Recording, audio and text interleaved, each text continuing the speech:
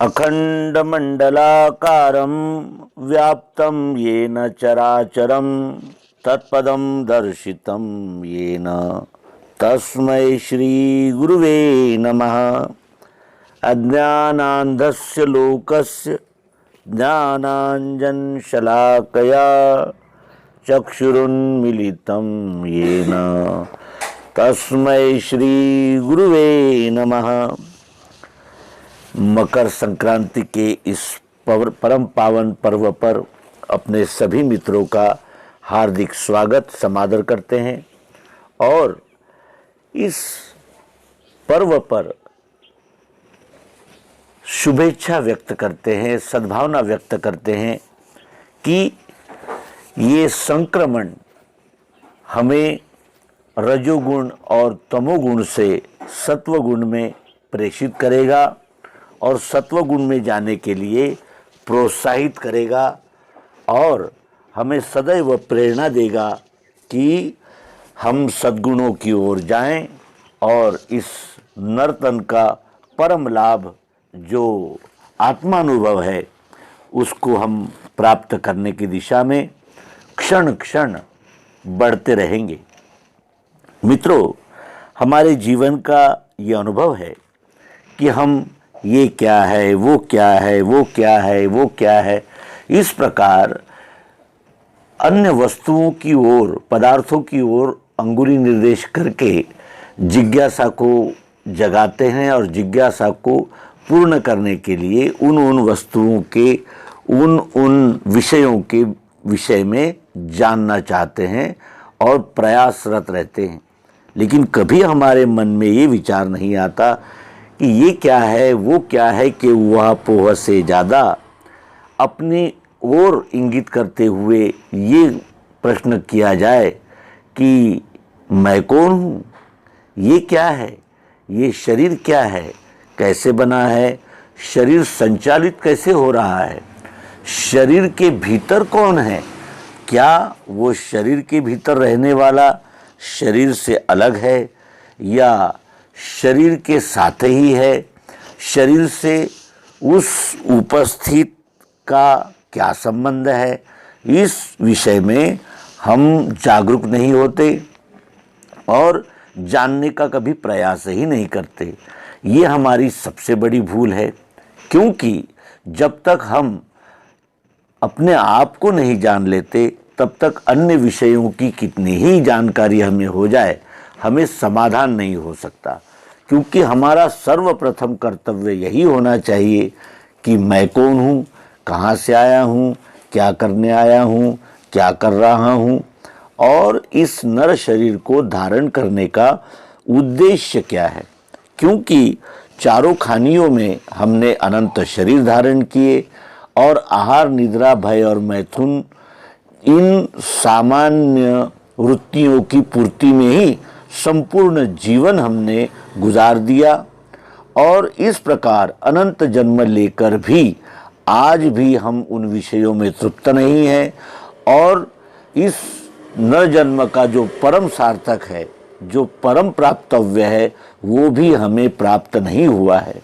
और इसीलिए हमने ये क्या है, वो क्या है से ज़्यादा मैं कौन हूँ और मैं किस प्रकार अपने स्वस्वरूप को प्राप्त कर सकता हूँ, इसकी जिज्ञासा करना ही अत्यंत महत्वपूर्ण होगा और यही नरजन्म का सार्थक भी है। अब दूसरा प्रश्न ये है कि कर्म करो और फल की आशा न करो, ऐसा श्रीमद् भगवद गीता में भगवान श्री कृष्ण जी क्यों कहते हैं। कर्मण्येवाधिकारस्ते मा फलेषु कदाचन, ये ऐसा क्यों उन्होंने कहा कि कर्म का तू अधिकारी है, फल का कदापि नहीं।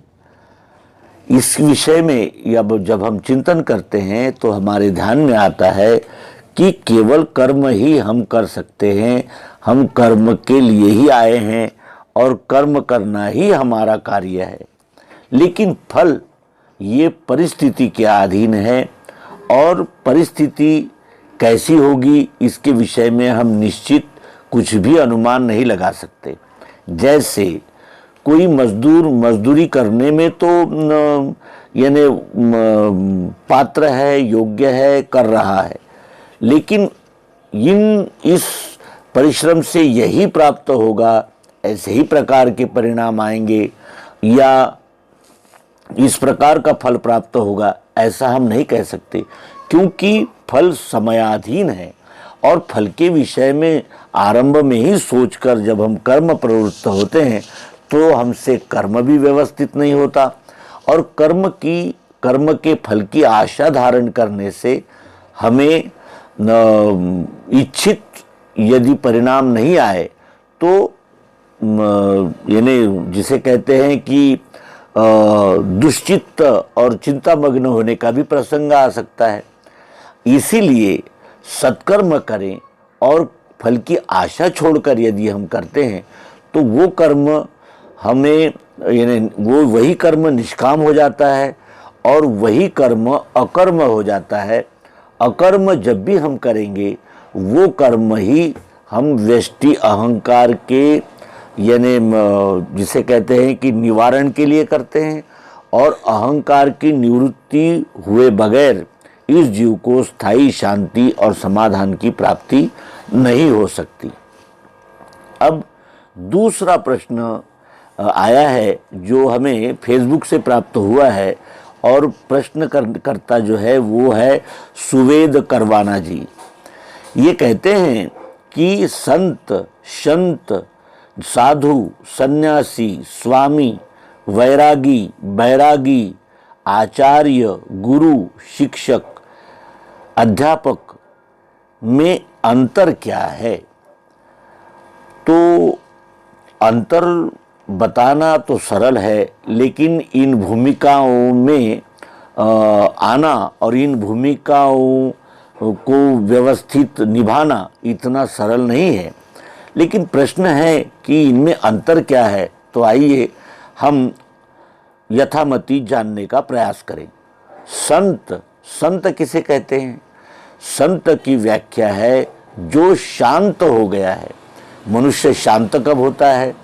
जब वो निष्काम कर्म करने लगता है और वो यानी विश्व सेवा के कर्म करता है, और विश्व सेवा के कर्म करने से उसके स्वयं के व्यष्टि अहंकार और व्यष्टि रुचियाँ या व्यष्टि जिसे कहते हैं कि वृत्तियाँ, इनका संकोच हो जाता है जो अत्यंत अल्प हो जाती है, और इसी वजह से वो समष्टि की सेवा में अधिक से अधिक प्रवृत्त होता है।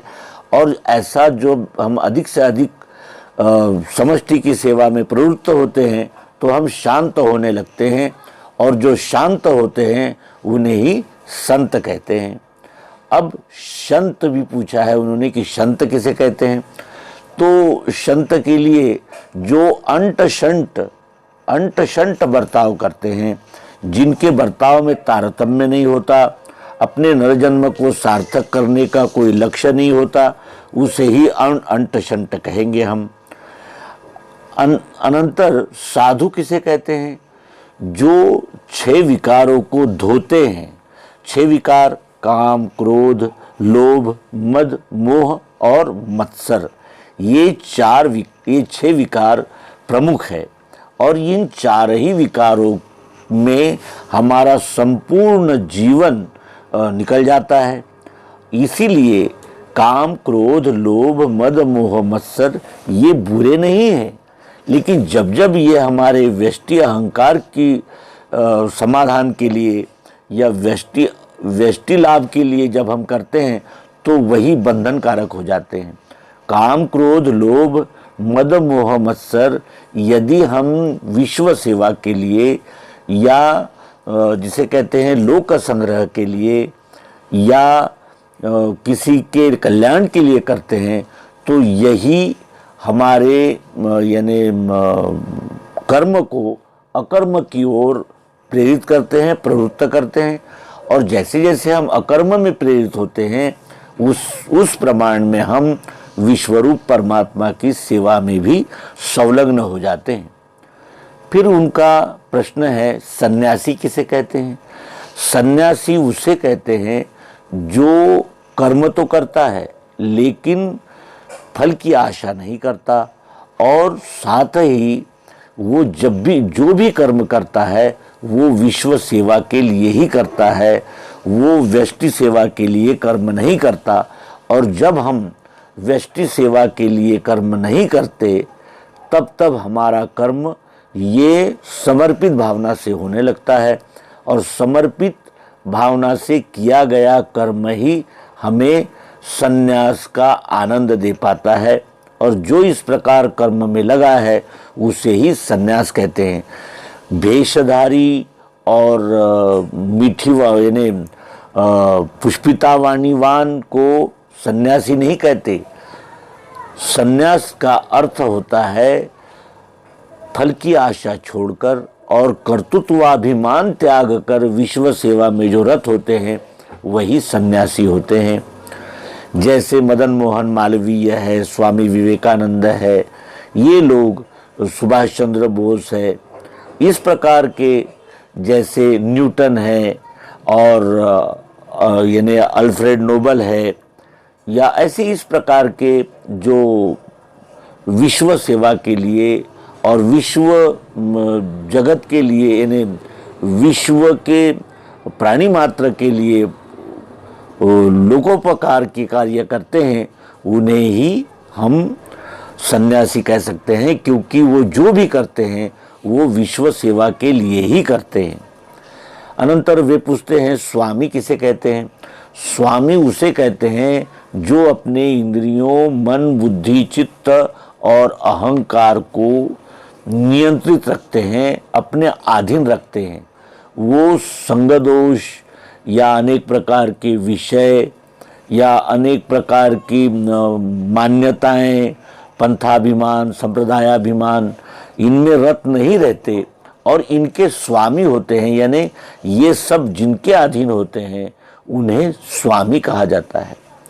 वैरागी कौन होता है? वैराग ये भेष का नहीं होना चाहिए। वैराग कहते हैं राग से यानी निवृत्त हो चुके, अनुराग से निवृत्त हो चुके, भला हो, बुरा हो, अच्छा हो, जैसा भी हो, उसमें अपनी चित्त वृत्तियों को शांत रखना और सदैव जो भी प्राप्त हो उसे संतोष से ग्रहण करना, इसे ही वैरागी कहते हैं।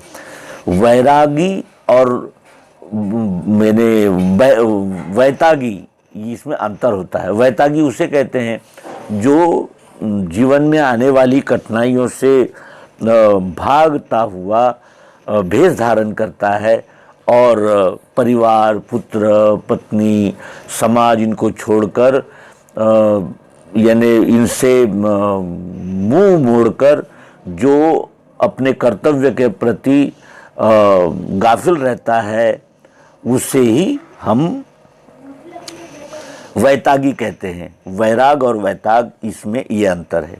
फिर वे पूछते हैं आचार्य किसे कहना चाहिए। आचार्य कहते हैं आचरणवान को। बातें तो हम सब बड़ी बड़ी कर लेते हैं। हम इस एपिसोड में भी अनेक प्रकार की बहुत बड़ी बड़ी बातें कर रहे हैं, लेकिन जब आचरण का समय आता है तो हम ढुलमुल प्रतिक्रिया देते हैं और उस कसौटी पर असफल साबित होते हैं। और जो लोग जैसा कहते हैं वैसे ही चलते हैं, जिनके आचरण को देखकर अन्य लोगों को भी वैसा ही आचरण करने की, सदाचरण की प्रेरणा मिलती है, और जिनका आचरण ही आदर्श रूप मानवता के लिए होता है, उन्हें ही आचार्य कहना चाहिए। फिर गुरु कौन होता है? गु का अर्थ होता है अंधकार, रू का अर्थ होता है प्रकाश। जो अंधकार से प्रकाश की ओर ले जाएं उसे गुरु कहते हैं। और जितनी विद्याएं हैं उतने गुरु हो सकते हैं, क्योंकि वे भी हमारे उन विद्याओं का प्रकाश हमारे यानी अंदर जागृत करते हैं और उन विषयों का हमें ज्ञान देते हैं। वे होते हैं गुरु।